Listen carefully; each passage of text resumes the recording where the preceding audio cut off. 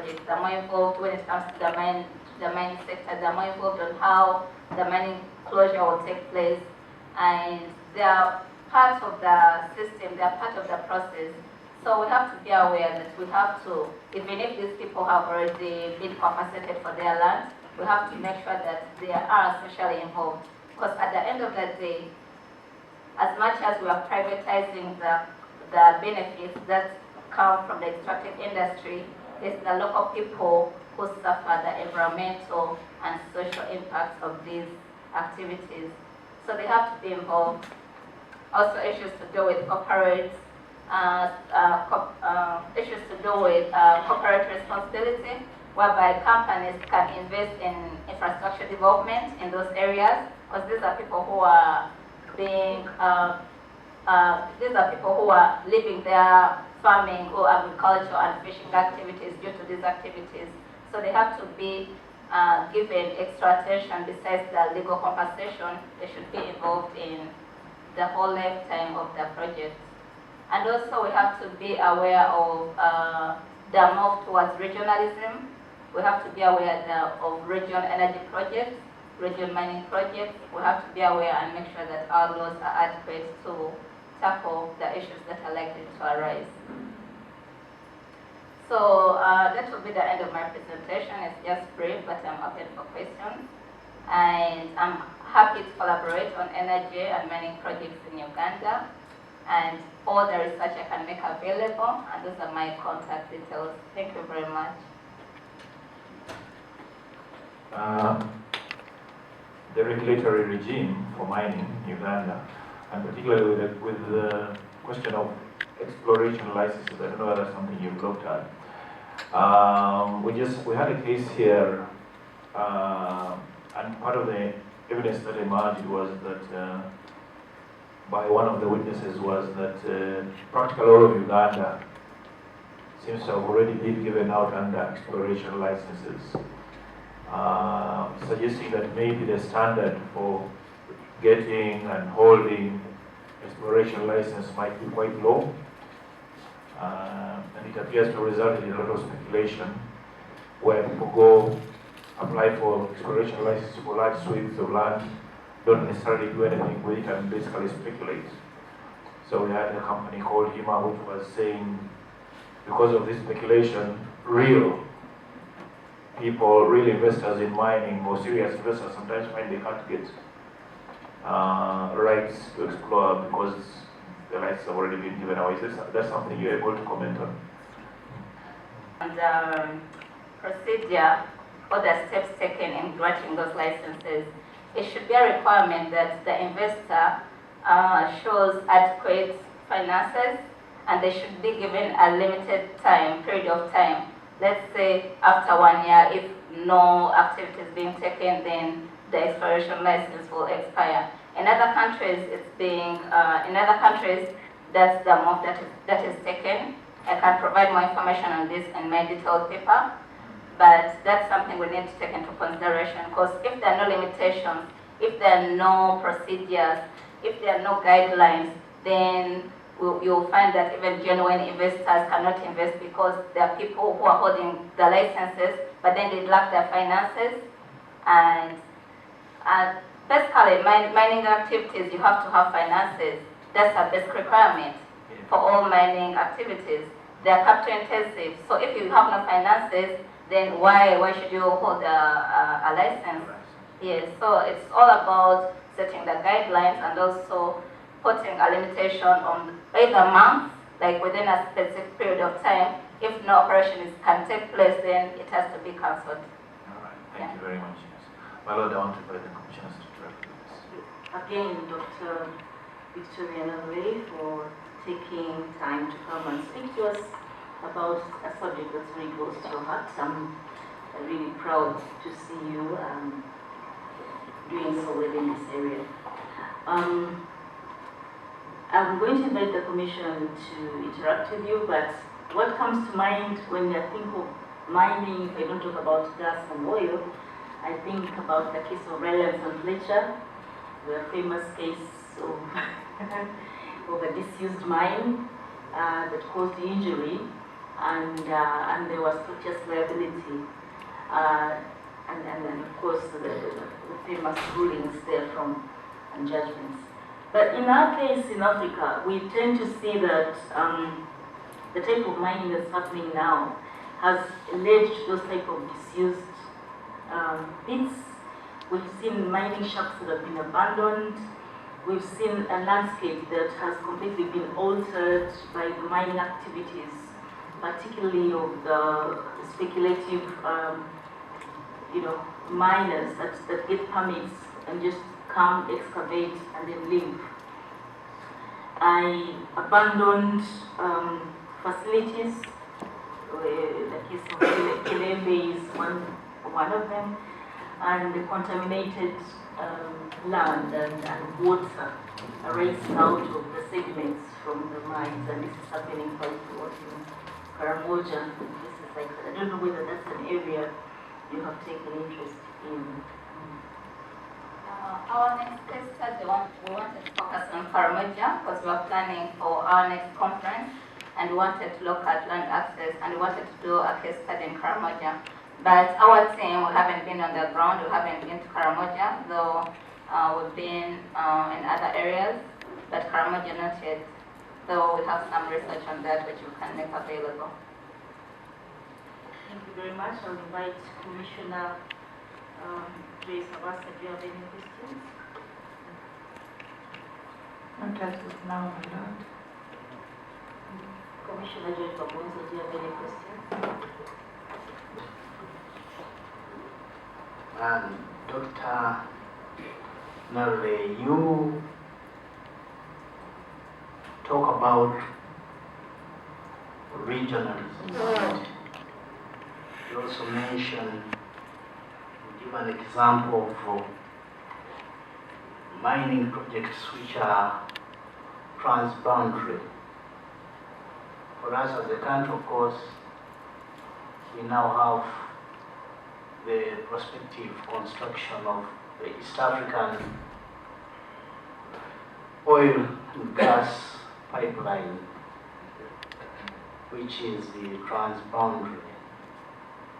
But we also know that land tenure systems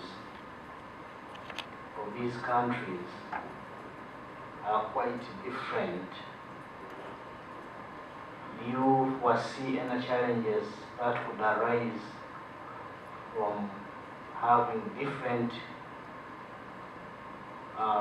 land regimes, land ownership regimes, in the event of implementing such a regional project?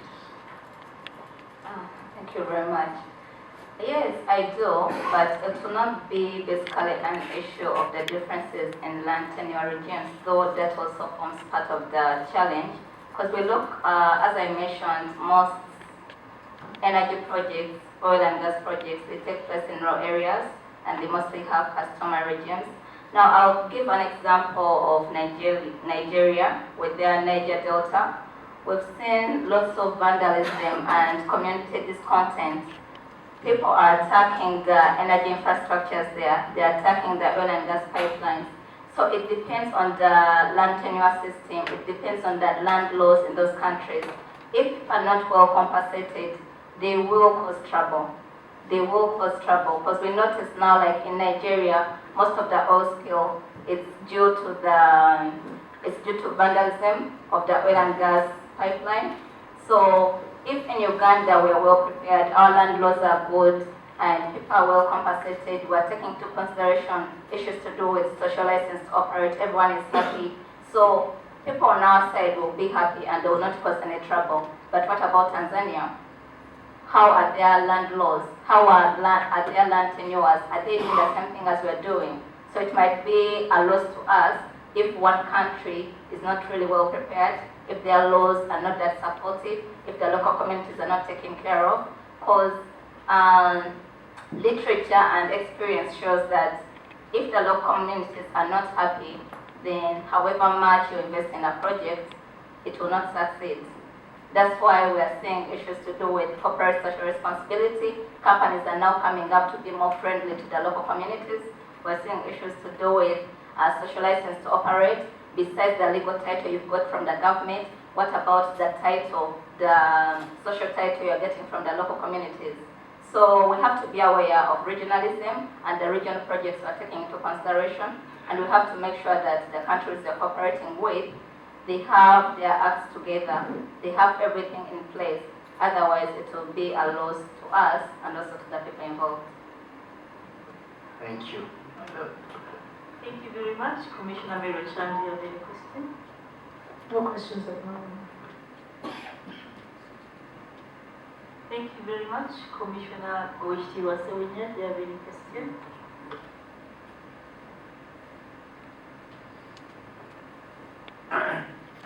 My Lord, thank you very much.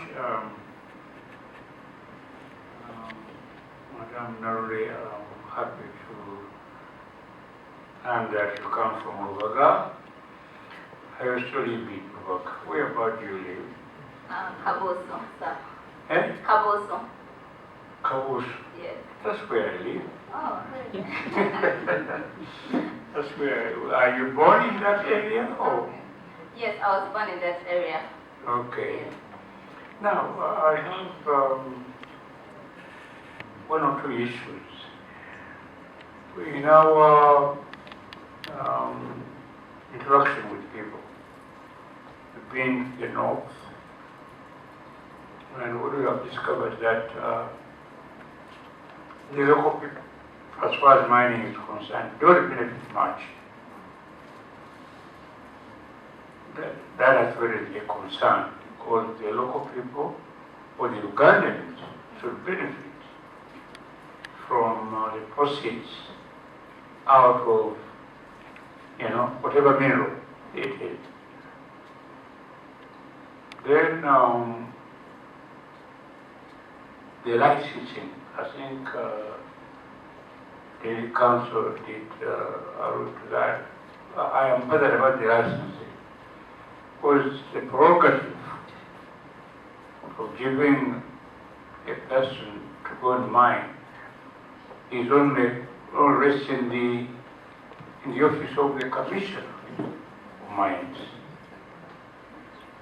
And apparently, the Commissioner of Mines just gives the license. Then somebody comes to the district administration and says, "Oh, I've been given a license." Sometimes the Commissioner does not even bother to inform the local government. So, I find that a bit, unreasonable on the part of the people who own the land, on the part of the Ugandans who are there. And as we were also told that people just come, they mine, they take away the raw material, and then go. The local people don't benefit. How do you look at that? How can we safeguard the people who are involved? How can the local people benefit maximum out of that? And the other one is about gas. This country has not exploited gas. We are concentrating on oil. But you have large deposits of gas, especially in Lake Victoria, that have not been exploited. And in view of energy saving, one would have expected that maybe we should concentrate more on gas rather than for electricity, because electricity is probably more expensive than gas. Would you think that that is the way the country should go? See that while we are looking at the oil sector, we could also look at the gas, so that the two probably go together. And in terms of energy use, I would have thought that probably gas would be a good option than something else. Those are my grades. Thank you very much, Stephen. So on the first issue with respect to mining and why most local people do not benefit, that has been an issue for a very long time, not only in Uganda, but also other African countries, and it dates back to pre-colonial era. But one thing right now we're focusing on, researchers and also policymakers, is to ask the mining companies or oil companies that are operating in those areas to focus on corporate social responsibility. This is a concept that allows companies, because companies will argue, we do pay revenue to the government, we've already compensated you for your land, why else should we do something extra for you to benefit? But the reasoning behind the extractive industry, mining and oil and gas industries is based on the fact that these activities, they have various social and environmental impacts. I mentioned in my presentation that most people are deprived of their farming land. Those who rely on fishing, they can no longer fish because of oil spills that are associated with oil and gas. And then also the abandoned mines, if they're not closed, people no longer carry out their agricultural farming. So the focus for the government should be to ensure that the companies which are operating in these areas invest in infrastructural development projects. Because I was in Hoima when I was doing my field work, and they showed me some of the roads that have been constructed by some oil companies. That should be the focus. Why should you be in an area that is rich in energy and mining resources and you lack hospitals, you lack roads, yet the minerals are just leaving the areas and the people are suffering the environmental impacts associated with it? So we should focus on infrastructure development in those areas so that people can benefit, so that people can see that actually we have minerals in this area, and you can see some good roads, you can see hospitals, you can see some good schools. I was in Mubende doing my field work in an old area, and you see a school, not even a school, no hospitals, the roads are bad. Why should you have such issues when those areas have minerals? Karamaja should be the case. We should focus on developmental infrastructure in those areas. Give them roads, give them hospitals, invest in things that will really benefit them. So that's one issue. And then on the issue of licenses, like I mentioned, in the Mining Act, there are requirements a person should follow or fulfill before getting a mining license. You should have the financial capability. If you have no finances, why do you have a license? There are issues to do with environmental impact assessment. You should carry out the environmental impact assessment to show how your activities will impact on the environment. There are issues to do with mining closures, which are being taken seriously in countries such as Botswana. You have to have a plan of how the mine will be closed after the operation. This issue of abandoning mines, it shouldn't be an issue, because that should be a requirement when they are submitting their forms to the commissioner.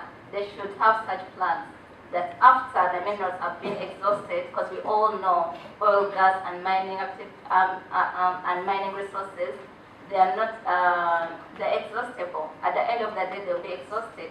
So what is your plan when those resources are exhausted?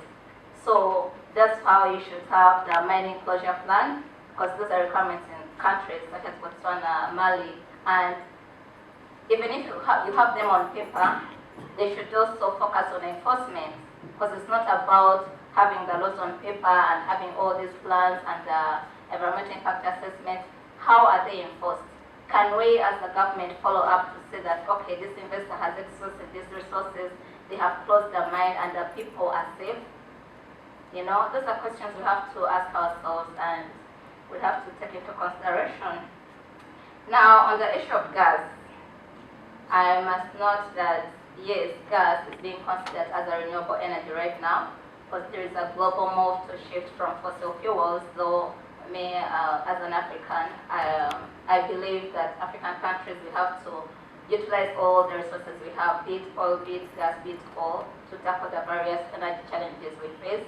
But on the issue of gas, it has to attract a lot of investment. So governments, most African governments are interested to utilize their natural gas resources, but the investors are not looking at that.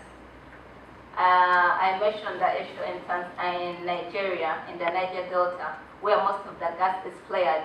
And yet estimates show that that gas that is being flared in Nigeria, it can actually electrify most of the West African countries. There's no gas flaring in our country, we have to utilize the gas to help the people. So it's all about implementation and enforcement. Thank you. Thank you very much. That reminds me, I wonder whether we are there yet in terms of LPG, liquefied, petroleum gas, because I think that is a byproduct of the petrol, but I'm not sure. I bet you might have something on that. Commissioner, Honorable Bugindi. Hello, I don't have a question.